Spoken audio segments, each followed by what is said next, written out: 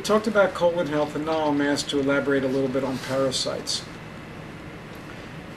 Parasites are animal creatures that do not live in symbiosis with us like most bacteria do.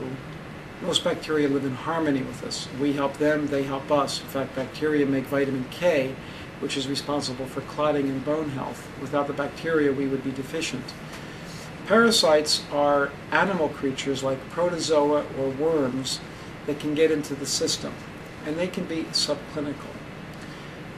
The most noted one here in Alaska is Giardia, or beaver fever. And drinking out of Alaska lakes or streams, we can get this and it can cause severe intestinal upset. But it also could be subsymptomatic, subclinical, where you don't even know you have it, especially with worms. This is a real problem worldwide.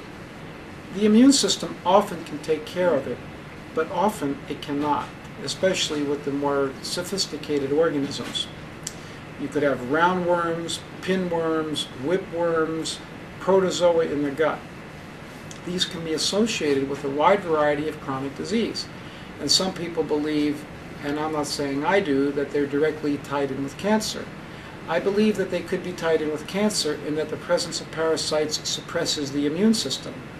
The parasites are there, the immune system doesn't like it, it gets busy trying to deal with the parasites but can't get rid of it, and then other bad problems happen in the body because the immune system is busy looking at something else.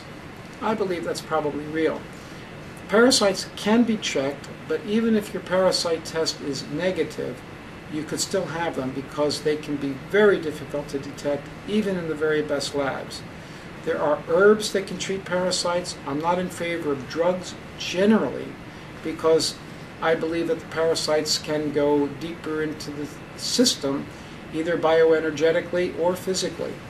I tend to like to use herbs first. I do use drugs where necessary. Colon hydrotherapy is very good for cleansing the colon. But most everybody somewhere along the line ought to be checked for parasites if they're having any type of chronic disease process, whether it's in the intestines or elsewhere.